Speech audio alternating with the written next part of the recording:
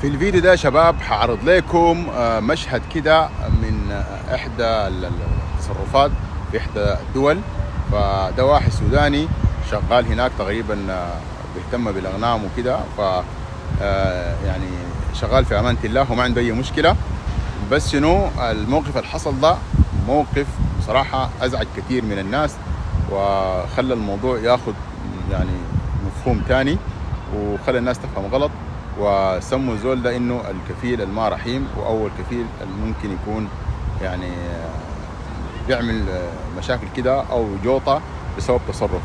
طيب القصه بدت كيف والحاجه دي شنو وفي شنو اصلا يا جوطه؟ فانا حبدا لكم القصه بطريقه بسيطه كده، وممكن شنو نكمل بفيديو انا اعرضه لكم بعد شويه وانتوا احكموا بعدين.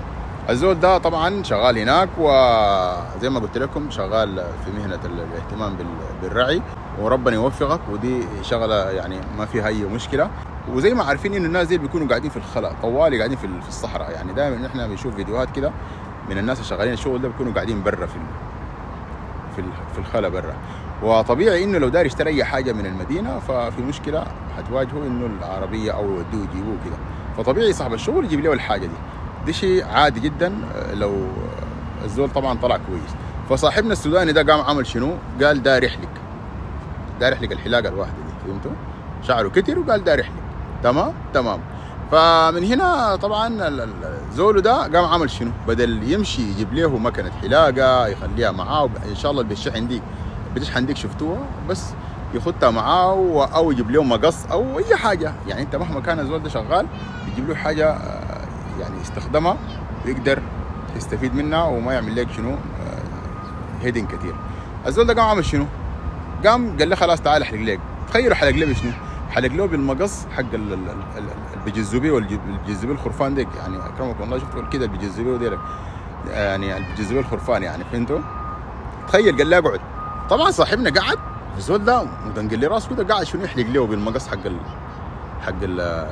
الخرفان بيحلقوا بيه. يعني تخيلوا منظر كده بصراحه ازعج كثير من الناس، واغلب التعليقات كلها شايفه انه الزول ده غلطان ومفروض نعمل له كده وكده وكده.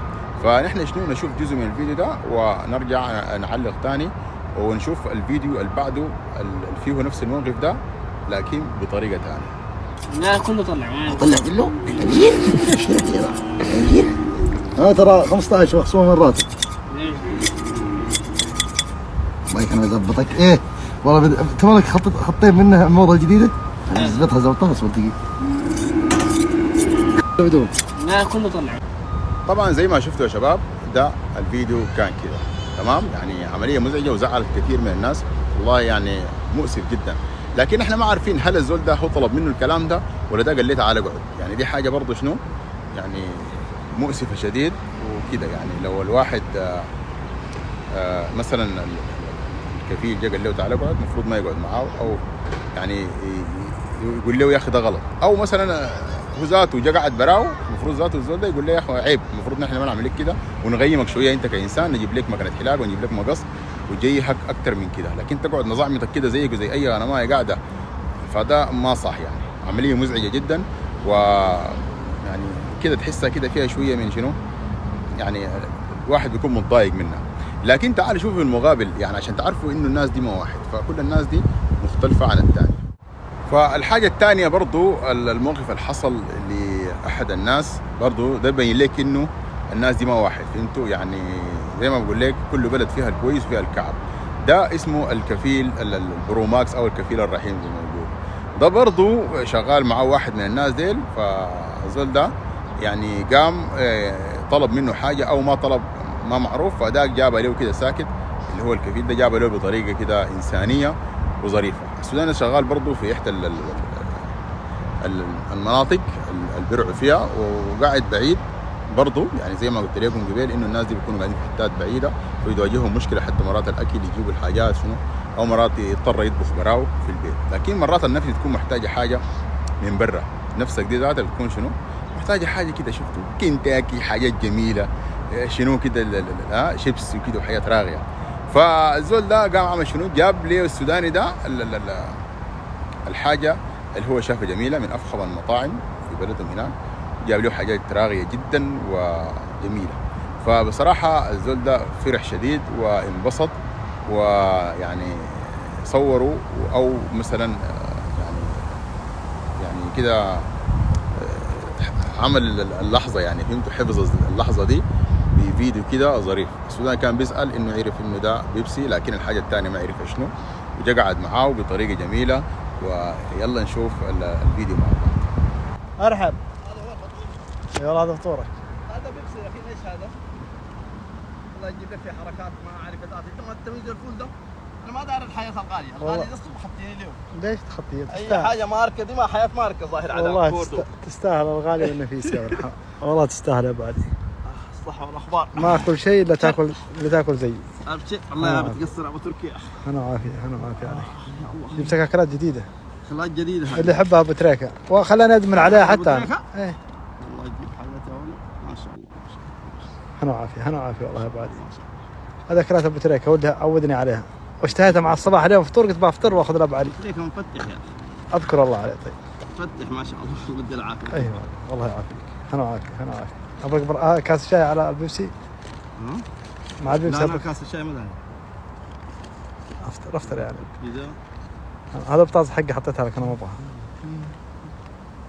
انا عافيه والله بعد. هذا الكاتشب. علومك انت طيب؟ لا ما شاء الله. تاخذ كاتشب؟ هنا؟ ايه زي الشفاء صرت تحب الكاتشب. طيب يا شباب، زي ما شفتوا الفيديو كيف جميل لطيف، صح؟ جميل لطيف. هي نفس الكلمة. المهم الفيديو جميل جدا وفيديو فاخر، يعني تحس زول انبسط، وده بوريك انه الناس دي ما كلها واحد. وشوفوا زول ده كيف تعامل راقي وجميل جدا، وبصراحة يعني غير مفهوم اغلب الناس، عكس الزول القبيل اللي بيحلق في ده وده جاب له شنو. فبرضه بنقول انه ما كل الناس واحد، بس الحاجة الوحيدة عملت جوطة كده انه الناس دي بتحب تصور، يعني دائما بيحبوا يصوروا الشخصيات. يعني ما مفروض انت لما تصور ذاته يعني ما تظهره كده للعالم وكده، يعني ما صح. يعني ممكن شنو تصوره من تحت كده بس وشه ما يظهر، وشنو كلام صوت، يعني ما مشكله. فبس المشكله التصوير يعني. فانت لو كنت هناك فبس ما تسمح بالتصوير ده من ناحيه كده، يعني شويه شنو مزعجه يعني بالنسبه لبعض الناس، وغير كده ما ظريفه. انت عملت حاجه زي دي عادي، ممكن صوت بس يعني ما مشكله، او مثلا ممكن تخفي وشه وتخليه يعني عادي جدا متفاعل معاك في الكلام وبيتكلم معاك نفسه كلامه ده. بس يعني ده كل الموضوع. التصوير يعني صعب شويه. فالمهم عزيزي المشاهد، لو انت في الدوله دي اكتب لي في التعليقات وكيف بيتعامل معاك كفيلك، وهل الامور هناك تمام ولا لا. وادعم الفيديو باشتراك في القناه وتفعيل الجرس، واحضر الفيديوهات اللي بتظهر لك هنا دي. في فيديوهات بتظهر في نهايه الفيديو او بتظهر حاليا. احضر الفيديوهات دي واكتب لي في التعليقات. لو اول مره بتشوفني وحابب تشوفني مره ثانيه برضو خش على الصفحه او القناه شوف الفيديوهات اللي بتظهر. تمام. نحن في جوطه بنقدم حاجات مختلفه وكل شيء. وتذكر دائما انه جوطه ما مجرد اسم، ده اسلوب حياه.